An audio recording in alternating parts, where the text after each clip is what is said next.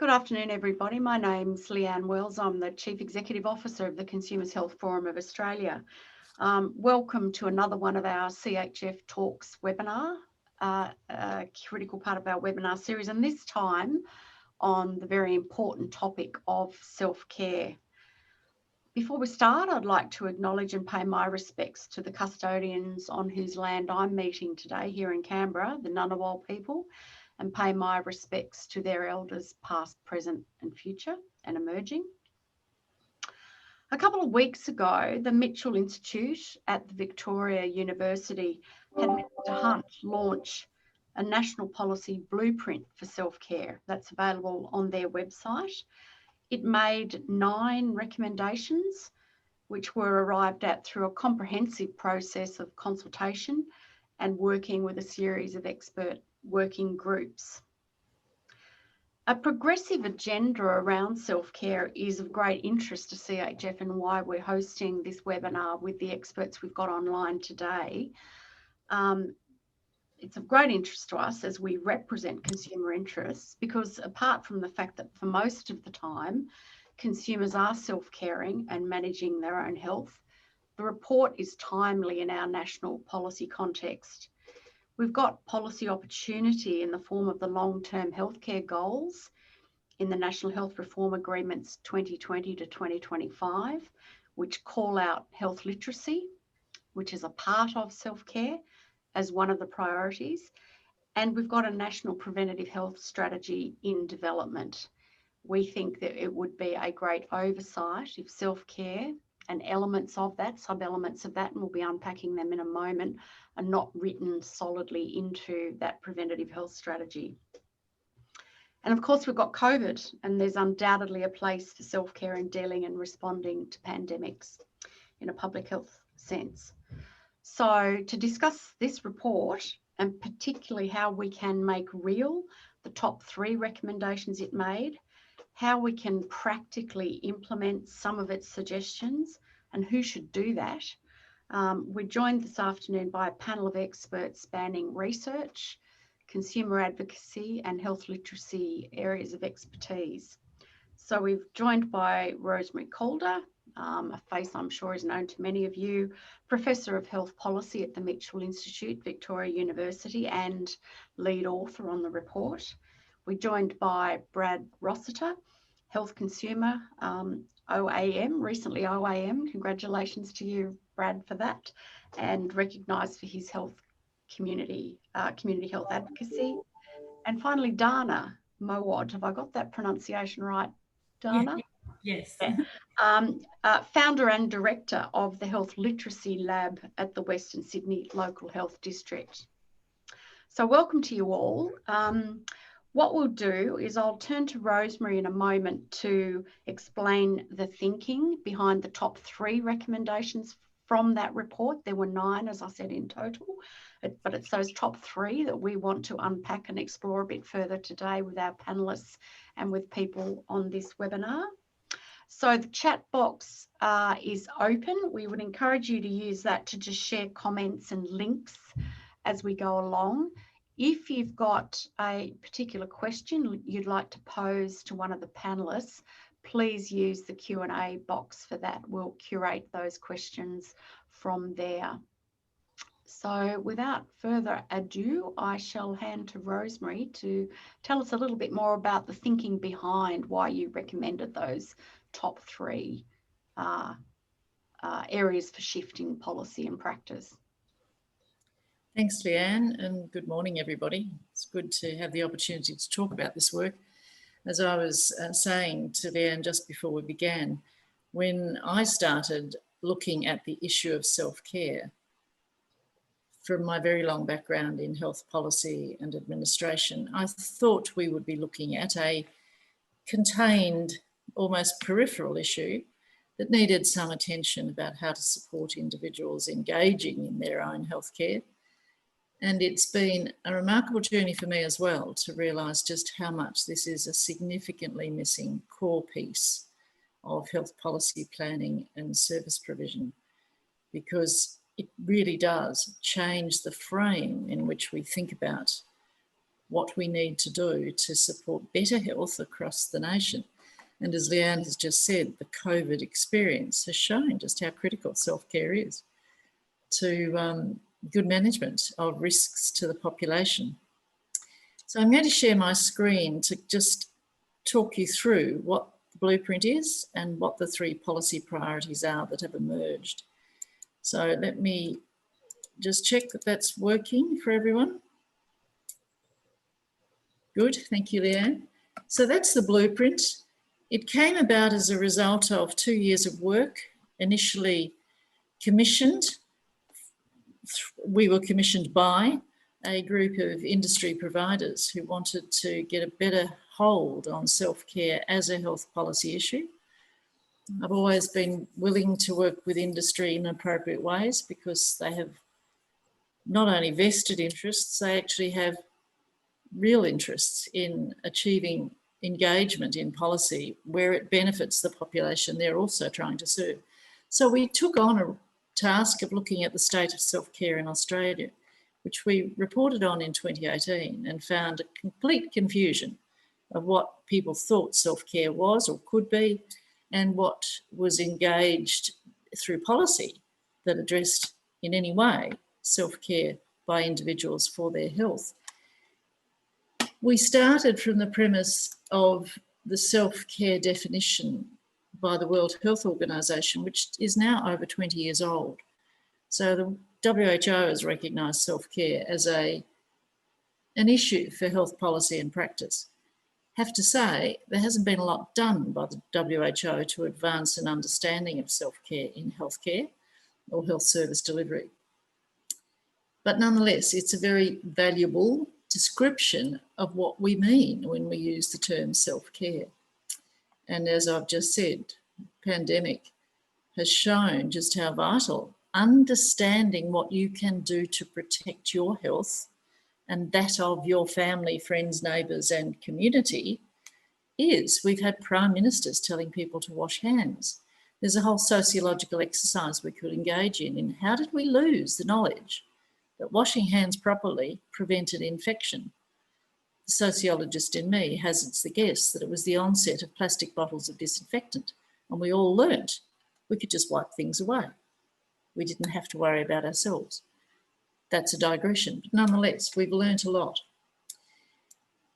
Because we started this work to find out what Australia thought self-care was and where it fitted, we came to a very quick conclusion that it mattered a lot, that if people weren't aware of what they could do for themselves or what would make a difference to their health, then they were definitely disadvantaged. And we noted that all of the health risks in our communities track very strongly with socioeconomic disadvantage and places, communities of disadvantage. So it's a double whammy. If you are already disadvantaged, your ability to understand what you could do for yourself, what you can do, what resources you can access is diminished as well.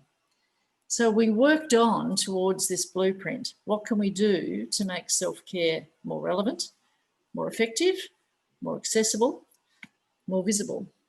And summarising, the network of experts we brought together to do this work came up with this vision of better health for all through better self-care by all, and that's a title for COVID, if you like.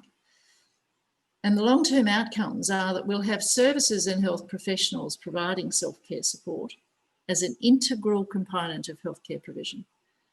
And for the population and individuals, high participation rates in effective self-care activities and behaviours across the population. So that's the goal that has now been agreed by a consensus process of Australia's experts, including consumers. That work led us to what Leanne's described as the 9 policy priorities, which are presented as a jigsaw. We have a very clever graphic designer, but not only is he clever, he gets actually the concept. And it was a really good way of presenting it because they all link together. Each of them on their own is valuable and an important part of the puzzle.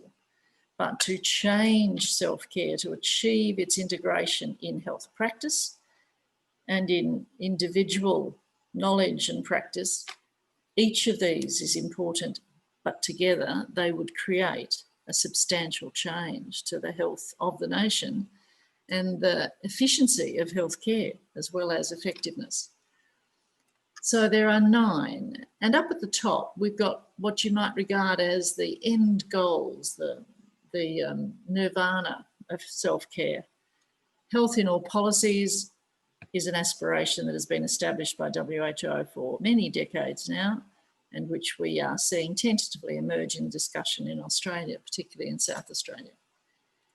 A national self-care service would be a way of supporting and promoting quality health care and support for and by individuals.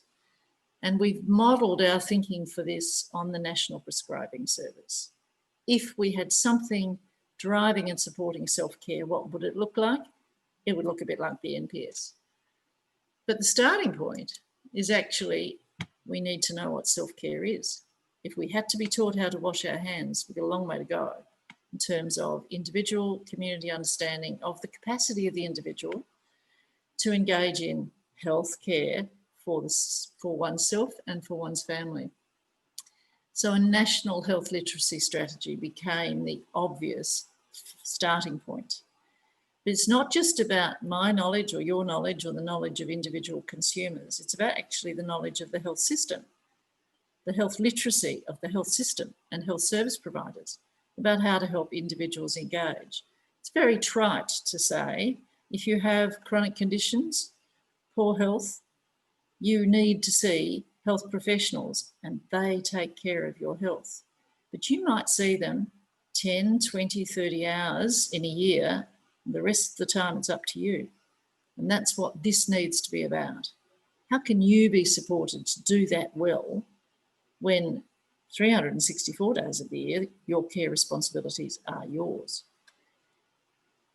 We need to help people engage in this, in understanding the value of it and being enabled to develop capacity. And this process recognises that self-care capability is defined by your environment, your resources, your accessibility to education, to social supports, to economic well-being. So consumer engagement is about how to support, not how to direct or how to require. It's about how to support and enable. And a key part of that puzzle, the starting point to this, is that the health workforce knows how to support this, how to engage with people, how to respect and engage with people in a positive and constructive manner, and to support their own capability development in self-care. And we see that as particularly an important aspect for primary care providers. But the argument we've made is that all relevant health professionals should share the same core competencies in self-care that enable them to be educators, to be informers, and to be care support providers. So those are the 3 policy priorities. Develop a national health literacy strategy, invest in the development of cross-disciplinary self-care core competencies, and establish, finally, a national health information and resource library, which is, we all go to Dr. Google. We don't know what we find. Very few of us know what credible health information websites look like. We have many people searching on their mobile phones for information about healthcare, as was shown in COVID. It's very simple to realise that what we need to do is give both health professionals and health consumers credible, trustworthy, quality assured information. And a digital health library is really only a recognition of the new way of collating information in the 21st century. Thanks, Leanne. I'll leave it there. Thanks, Rosemary. I think we can take that slide down and go back to, they're the only, sorry Fiona, and I did see your comment there about putting it on full screen, but they're the only slides we've got for today. So we will shut those down now and go to our panel. So Brad, can I perhaps start with you? I'm going to ask Brad and Dana to give us a reaction from their perspective to those three recommendations in particular, do they resonate for you? Do you think it's important for government and communities to be focusing on them? And what do you think needs to be done to take them forward? So, Brad, perhaps from a consumer perspective, some opening remarks from you. Thanks, Leanne. Hello, everyone. Yes, very much agree with what Rosemary said. And I, having been involved with health from 1970 when I was a young boy, with being diagnosed as juvenile onset type 1 diabetes, and I was only a kid, and I kind of watched my mum and dad, and my mum more than my dad, stand up and ask the questions on what this was and why that had to be. And we were given insulin to take home, and we were shown how to use it. But so mum asked questions all the time of the specialists at Royal Alexandra Hospital for Children, and then at a GP, a local GP. And it's just rolled on from there for me through my life, is that I've always been encouraged to, with my health, is to ask a question.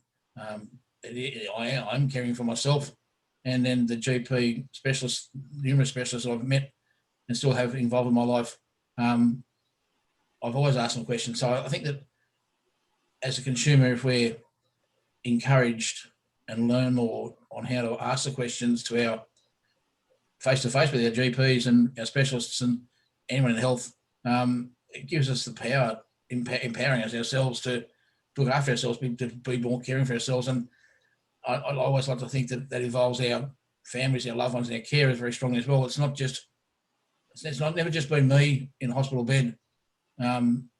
Whatever the issue has been, it's been my mum, my dad, my wife, my son, our son, who's been there too. So it's all of us who need to understand that we can ask the question and not just be spoken to as though we're individuals, but as a family.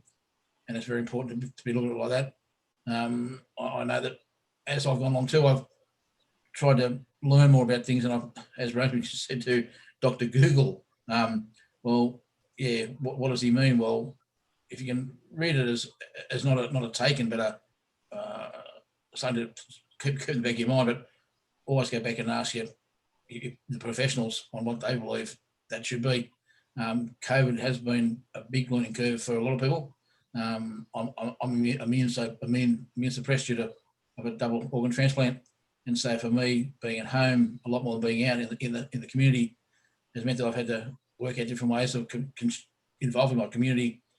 So I've taken that on as care for others as well, and looking after those people who have been as fortunate as I have not been able to get it either. I do know that in self-care, it isn't just a matter of being going to the doctor, going to the GP. You need to be proactive for yourself as well. So I'm a double amputee. I'm nearly blind, but I've been going to the gym for the last 2 years too. One day a week up to the gym, trying to keep my cardio up, trying to keep myself fit and strong, flexible. A lot of work on my legs. So, but I've taken it on board myself, and then to realise that it does make a difference, and it's looking after yourself, self-caring, and being supported is vital too. I think that the way we're moving forward with all the bits and pieces that we're having done, it's good to understand that I think that health literature is something that I wasn't ever really aware of. Didn't really know what it meant. It just always like a heap of paperwork, but it's not. It's more than just a heap of paperwork. It's things that people read that understand, that can be used for knowledge and experience, and the more knowledge you gain, I think the better person you are. So whether or not you be chronically ill, or if someone you know has got that problem as well, or whatever it be, you need to be involving yourself to understand more about a lot of things. And health is vital for everyone, as Ray mentioned there too. One day out of 365 is probably the only time in hours you'd see your GP or doctor. So the rest of the time, it's you and your family and your loved ones and carers who are doing the caring. So I think that's very important, that it's not a me, it's an us, the whole thing as well. So and I just think that it's a great thing that we're looking towards putting these 9 things together, these 9 points, and the top 3 are very, very, very important. So yeah, thank you. Thanks, Brad. And I think your point is very well made, that really what gives consumers agency is the knowledge and the confidence that they can and should be asking questions and having a conversation with their healthcare team.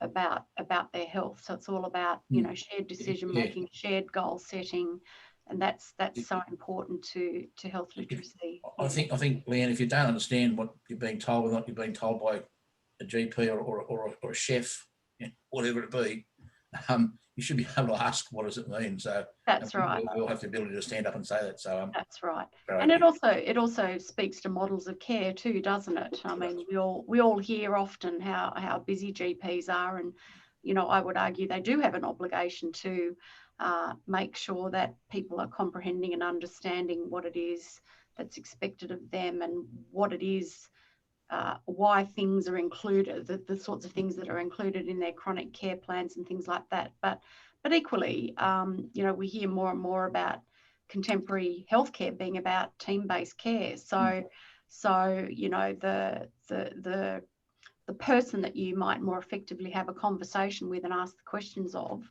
can equally be, you know, a practice nurse, or a, you know, practice-based health coach, or a peer worker, or, you know. So I think we do need to be thinking about models of care as well. So thanks for those comments, Brad. And you talked about your activation, I suppose, of, you know, joining the gym and how that's important for you. There's a question here, and this might be a nice segue into some comments from Dana, but you might want to comment on this question too that we've got in advance, Dana, from some of our participants online today. Is there a difference between health literacy and patient activation? So maybe you could think about that and give some thoughts on that in the context of your response and thoughts on the 3 recommendations from the Mitchell report. Yeah, look, actually, thanks, Leanne, and thanks, Brad. So, Brad, look, clearly the consumer voice must be heard in all arenas, and definitely in the health literacy one. Probably just looking at the difference between the health literacy and the patient activation is probably just skill. Health literacy is primarily a skill-based concept, but patient activation sort of includes not only skill, but also a person's confidence, beliefs, and role expectations. So, you know, that clearly comes from the patient themselves. Look, there's lots of opportunities to better integrate health literacy information and education for and with consumers. So, you know, on one hand, we've got this blueprint policy document now, health literacy being a subset of that. We really need to now hear the consumer voice and get feedback to see what you know, consumers see as key health literacy needs for themselves. Quite often as healthcare professionals, we assume we know what they are, you know, and we can touch on things like it's, you know, about finding and accessing materials at a suitable level of readability. It's about the way healthcare professionals communicate with you, whether they take, you know, health literacy approaches. And it's really about how healthcare organisations you know, organise themselves. So do they enable consumer participation? Do they provide high quality information? Do they have wayfinding strategies and things like that? So look, I think the blueprint document can really drive a cohesive kind of policy statement around health literacy. And then we need to pick up and hang health literacy on national things that are happening. So Leanne, you mentioned the National Health Reform Agreement. So really good to see that health literacy has been included as one of the 6 longer term reforms. One of those things is developing a national health literacy strategy. I'm not sure if people are aware there's already a state health literacy strategy that's been led by the New South Wales CEC. But this is, you know, taking it up that notch and looking at one at a national level. It's about developing some measures around health literacy as well. And really, and they've mentioned developing a national cohesive digital platform, which I see, you know, just links into your national digital health information and resource library. So in saying, you know, that we need reform in health literacy, we shouldn't be duplicating things as well. Definitely workforce capacity and education and training programs co-designed with consumers, you know, are a key priority as well. Some of the other things that where we could better integrate health literacy information, I think it's about identifying tools and resources to improve, existing health information. So there are some quite useful tools out there for consumers at the moment. There's an approach called Ask Me 3. So it's just 3 questions that you must remember to ask, in any consultation. And this is particularly important for new consultations. What is my main problem? What do I need to do in terms of self-care? And, why is this important for me to do this? What will happen, if I don't look after or manage my condition? There's, other tools that look at broader, question sets for chronic and longer term conditions. There's also a really interesting tool that enables consumers to just readily scan information to determine whether it's, credible or information that can be trusted. So, we kind of say to consumers, look at who's talking about the information. So anything that you find on Dr. Google, is the author's name on that? Do the authors appear to have experience with, the condition that you're, looking up on Dr. Google? Often you'll find other, numerous articles about the condition or other people that have written on the topic. When did they say it? So finding in-date, recent information. And then how did they know what they're talking about? So, the medical information that you're looking at, was it based on research of many people? Have you found it in other sources? So there are a few strategies and tools that we can give consumers to assist them. I just wanted to talk lastly about strategies and partnerships that could improve health literacy of communities and healthcare organisations. So there's a lot of people working on health literacy at this point in time. The Ministry of Health have recently released a piece of work. It's a call to action, and it's about elevating the human experience. So how do you create that better experience and satisfaction? Health literacy is one of those. The ACI, the Agency for Clinical Innovation in New South Wales, has developed a consumer enablement guide and of developing a health literacy app. So, and CEC, as I mentioned, have developed a framework. So there's all this good work happening, but we just need to harness and bring it all together under one umbrella, I guess. Universities are leading, some very active interventional work in health literacy. University of Sydney, University of New South Wales, Melbourne, Swinburne University, University of Queensland. So happening all around Australia. But how do we start translating some of that evidence into our healthcare practice? So I guess I'll just finish off by talking about our Western Sydney Local Health District Health Literacy Hub to provide an example of what we're trying to do. So we're trying to harness all that's happening across the system and consolidate it all in one point. So we say that our hub, it's not a service, but it's a system support for healthcare staff. So we have a website, we've developed a consumer portal with some of the tools that I've mentioned today contained within. We've got a healthcare professional or practitioner portal as well. And it has tools and resources, approaches that, clinicians could be adopting in consultations with their patients. We have a regular seminar series, and this is open to everybody. So consumers, patients, healthcare professionals, academics, and it's really raising awareness, but also bringing to light the evidence and the importance of translating that into our practice. So we have regular presenters, and consumers have also presented at these. We offer training within limited resources, but we have a focus on teach back and a shared decision-making approach.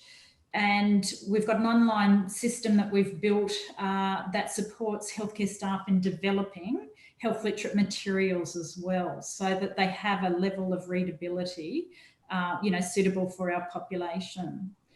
The translation, I'll finish up just talking on the translational research projects. What we really we were keen about doing with our Health Literacy Hub, and we've partnered with Sydney University to do this, is bring academics and clinicians together and work on solid pieces of work. So wherever there's projects happening within our health district, we might be called in to ask about, what could we be doing about health literacy?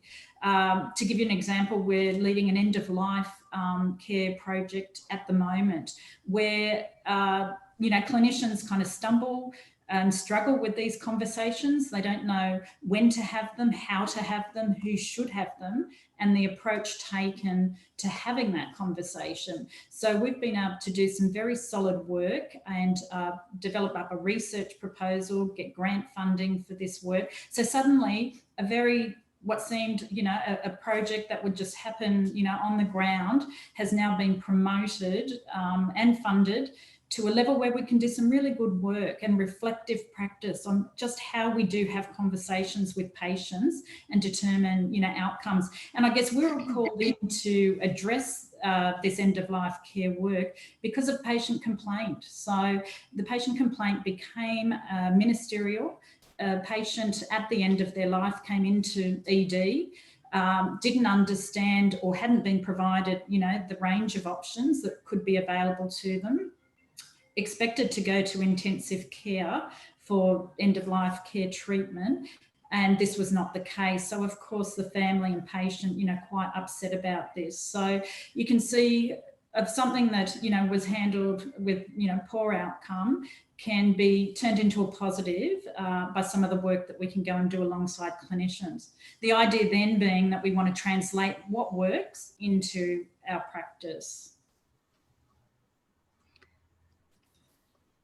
Thanks, Dana. And sorry about the little glitch at our end. Can you hear me okay? I can. Best laid plans. I think it's called Murphy's Law with internet sometimes. Thanks very much for that. And it just struck me as you were talking there, you were talking about translational research and building our knowledge, and that then drives practice by a change in practice or improved practice by healthcare providers and consumers. Just a question to you as a panel, perhaps then, about how do we ensure, because I think when we hear the term self-care, it implies that it's all about something that individuals should do. That's a part of it. But how do we ensure that during the discussions on self-care, we don't just focus on individual behaviour and choices, but also recognise that there's a need to create enabling policy, I suppose, and environments that enable self-care across the population. I think it comes down to how do we, get self-care on the policy agenda, really, but just some comments or observations from the three of you on that issue. I'll go. Thanks, Brad.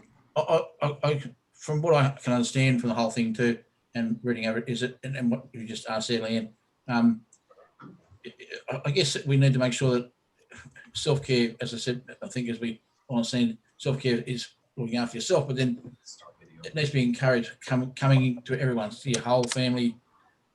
And that way, then, if you're all able to ask the questions and all given the opportunity to ask the questions, and you've got a better chance of having something put forward rather than being singleising, one, you have all together. So it's I think if I make myself clear, people need to be educated that they all can ask questions rather than just the patient asking questions. So maybe that might be part of a way to go.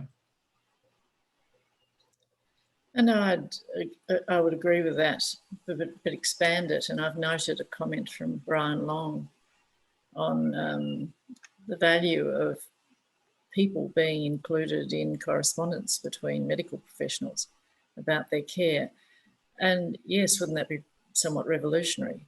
But the question that Leanne put was how to get it into policy. Yeah. And what we do know is that practitioners, particularly medical, but also others, are driven by the way in which they're funded. They're constrained by the way in which they're funded. They're encouraged by the way in which they're funded.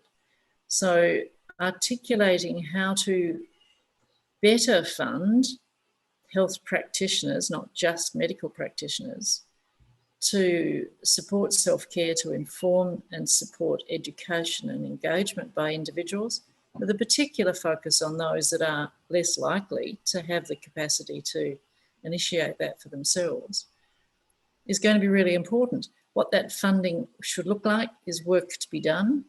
What we will do as an organisation, as we have done with our other areas of focus, is now start to work with a group of experts on how would you implement a national health policy strategy well, national health literacy policy strategy well, sorry, and how you build core competencies for health professionals, and then how would you recognise through funding or whatever other mechanism is relevant the core competencies of practitioners so that they are suitably supported in providing their skills as part of their practice.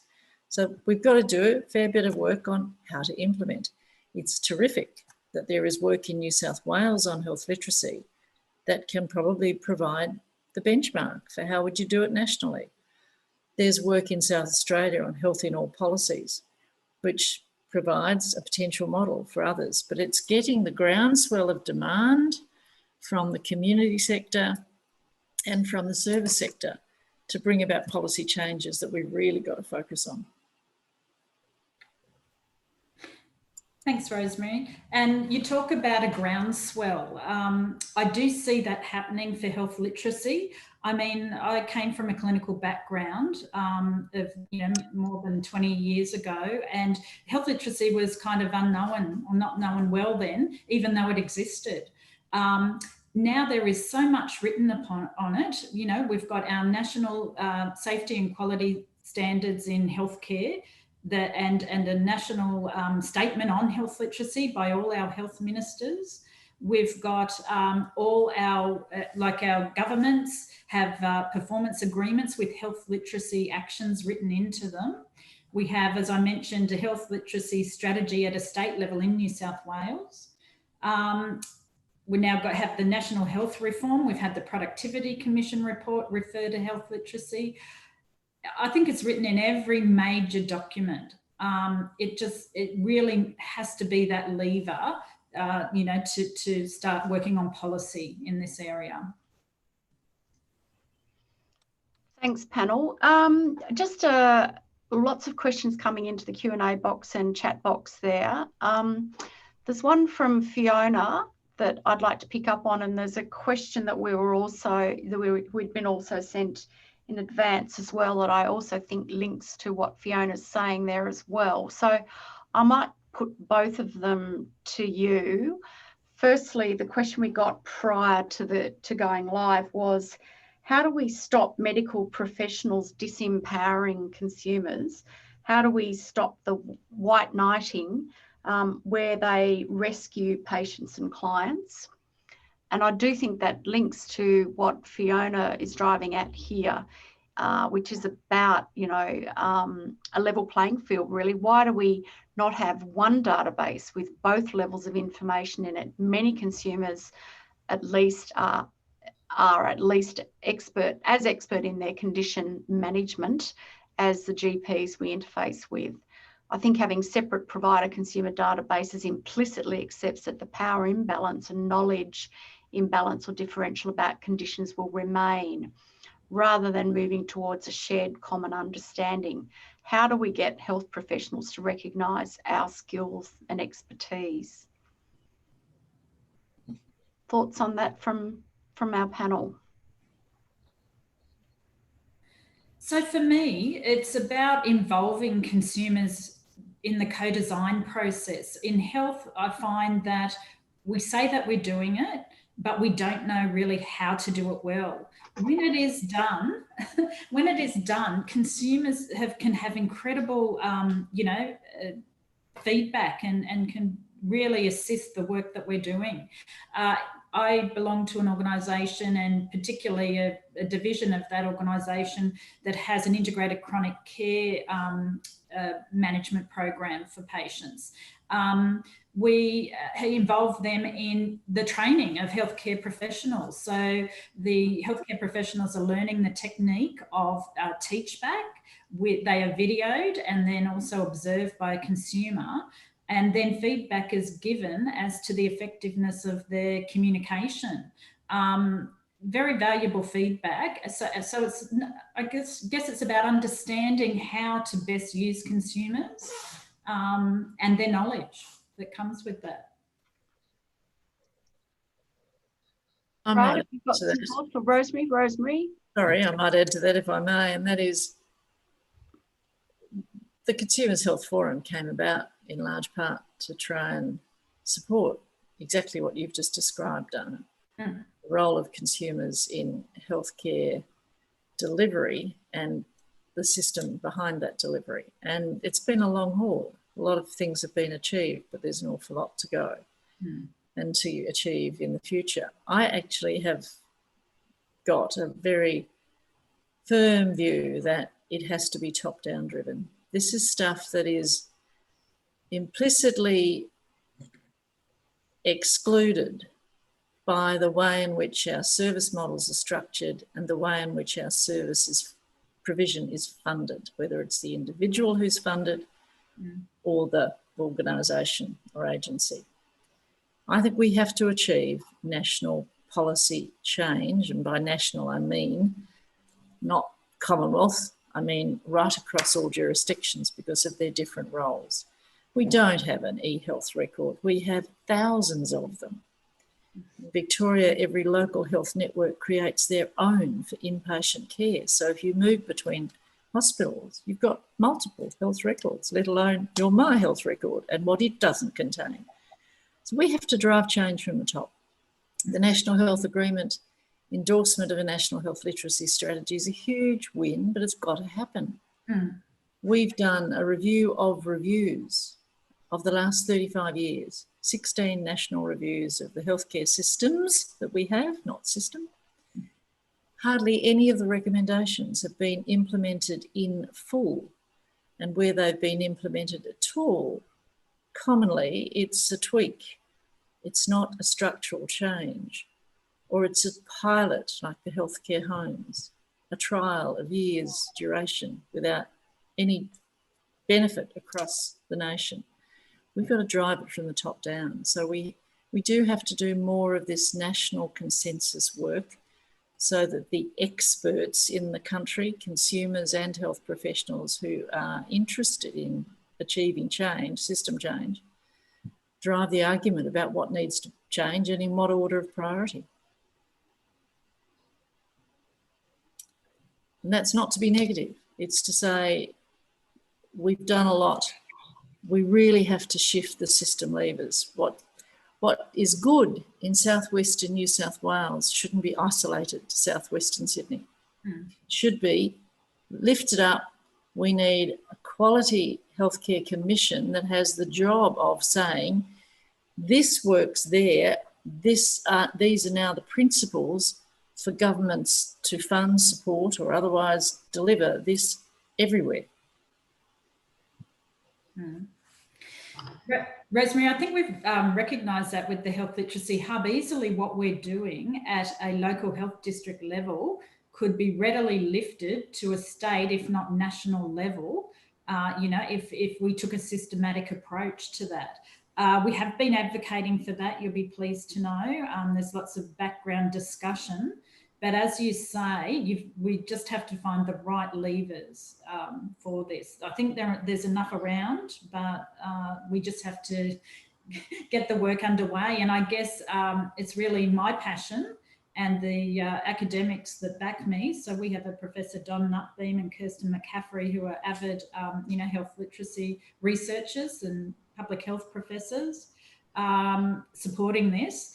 And we won't rest until something is done around health literacy. Thanks, everyone. Sorry, I'm back in back in my second seat here. Brad, did you have any comments? So regarding to the question there, with the question being like the white knight syndrome, I guess people who have been in the health system for a fair while, who have gained knowledge and are prepared to step forward and have a voice within their local communities, will always kind of not question but inquire to a medical person or professional, what is that? What does it mean, and why are you doing that? The people who aren't quite as proactive are probably the ones that need to be really brought along to understand what they can and can't say. Because for me and the guys I know who have been in similar situations in my community who are proactive in the health department, they're quite happy to ask. But it's the guys that maybe have an accident or go to hospital for some reason or get something told about them and never had the experience with health before in a big way, aren't the ones who are going to have the knowledge, the literacy, the verbals to ask the question. So how do you bring them in there? I think that's a challenge, I think. So, yeah. Well, I think the critical thing too, and we know this from you know, all sorts of research, don't we? There's huge variation in levels of health literacy. We've got we've got health inequity in our system. Again, another comment here that the agency and the capacity for people to pay to self-care and self-manage well is also an area of variation. So not everyone can take themselves off to the gym, even though they know that that's a good thing for them to do, by way of one example. So perhaps just some comments from you all on, and again, this was a question we got prior as well. How can self-care help to address health inequities and the difference in health outcomes that we see between areas of the most and least disadvantage? It's one thing to say that we should all self-care and do it well and follow the evidence and emerging evidence there, but we know because of those factors of variation in both literacy and service access and service utilisation that it's not quite that straightforward.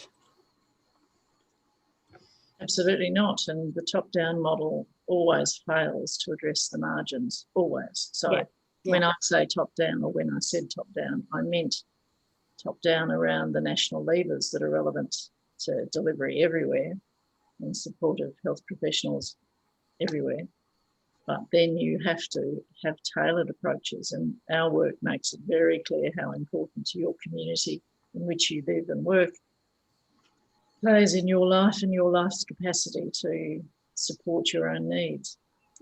And I'd pick up one of the comments that have come into the chat, which is what role could the PHNs play in furthering this strategy? Yeah.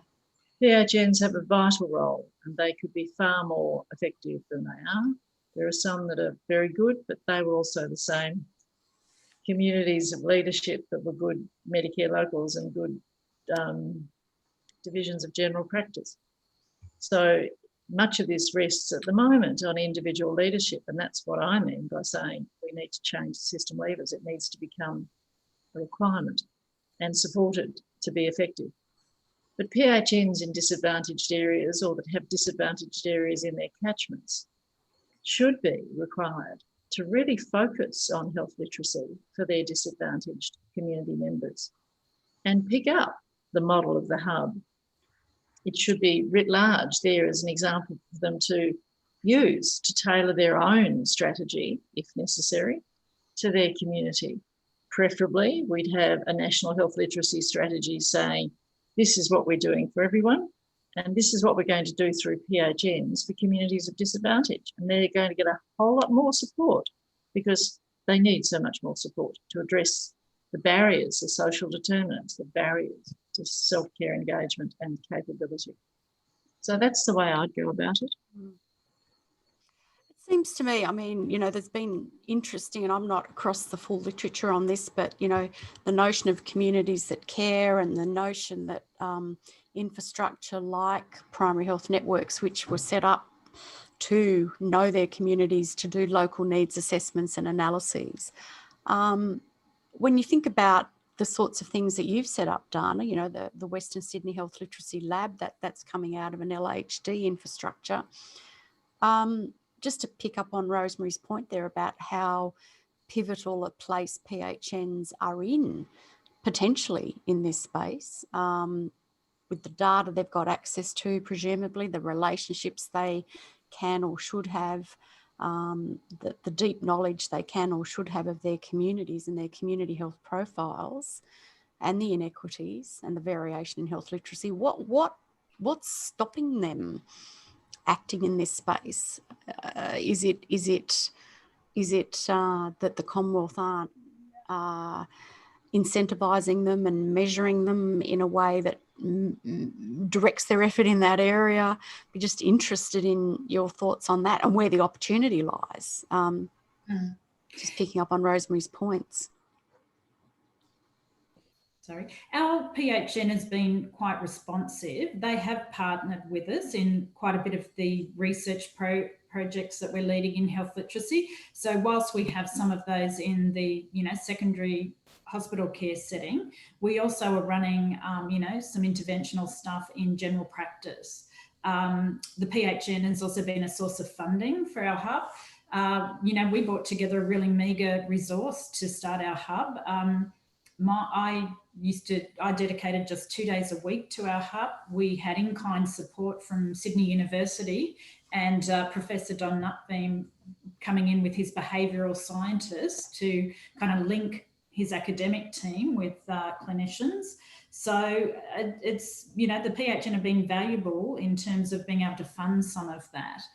There's still a lot of work, you know, to be done. One thing that I do find frustrating is the PHN staff are on 3 yearly contracts.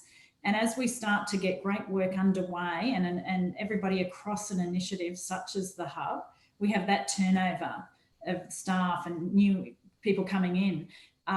But look, they've appointed key positions. They've got a health literacy coordinator position that was a new appointment this year. So there's definitely some moves in the right direction to really support the work that we're doing. And as I say, we're just trying to get it up to at least that state level, if not the national level now.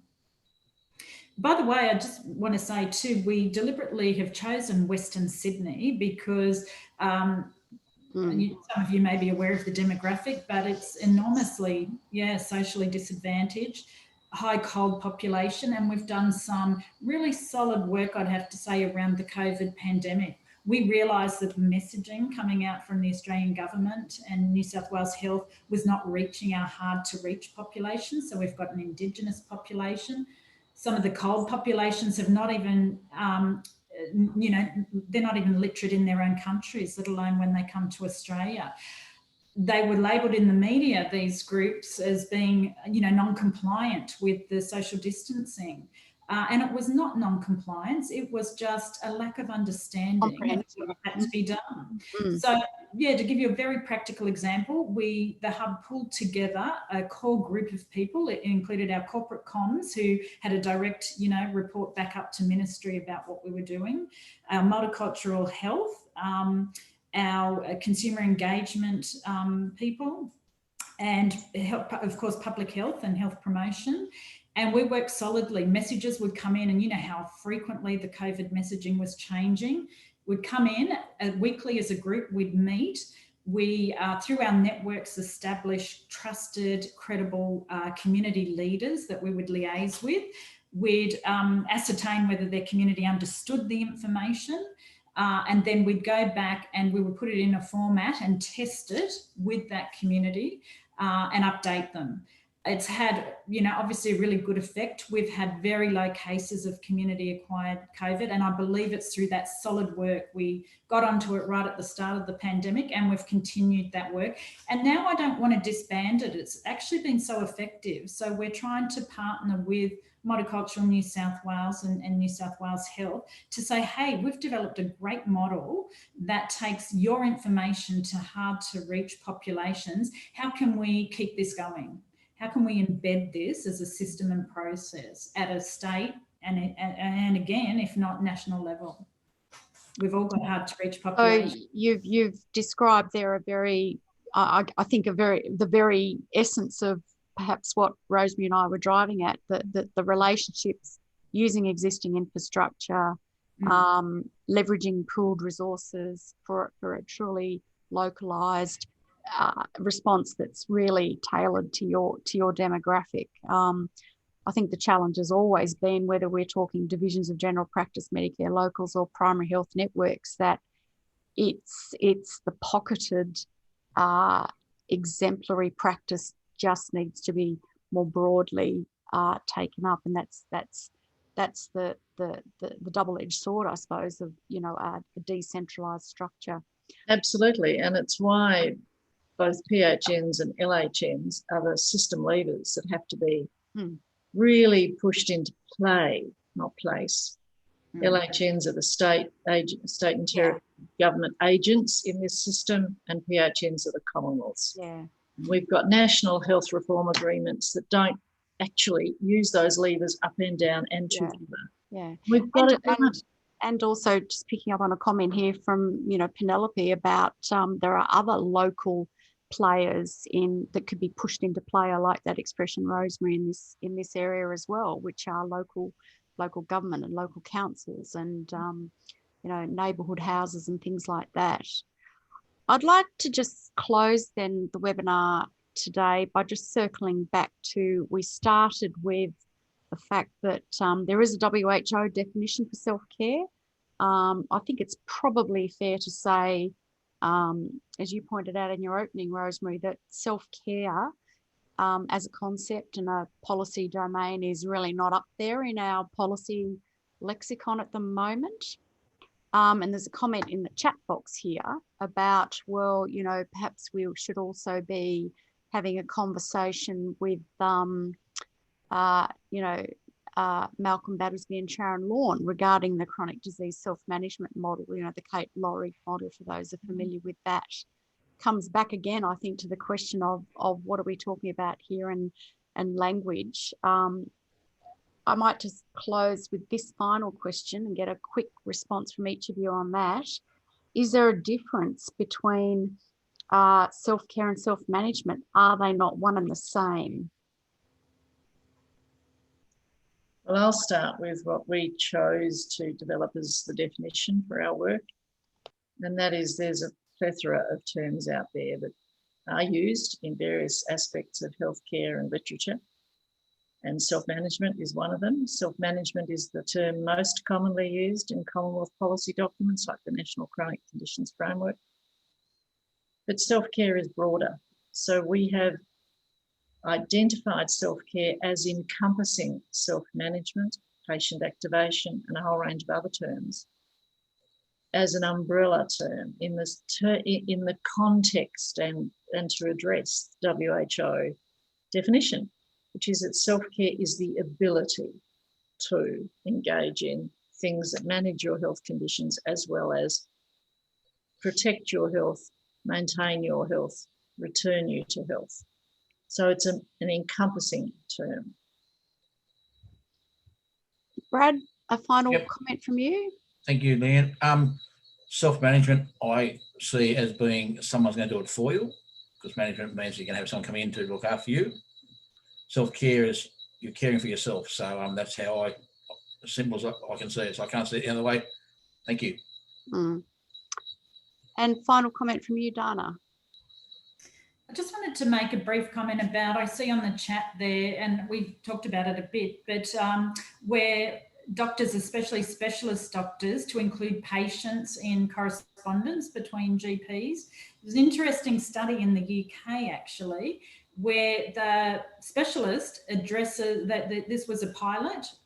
Specialist actually writes a letter not to the patient's GP, but to the patient, and the GP gets a copy. So really quite the reverse of what happens now. It really forces that specialist to write in plain English.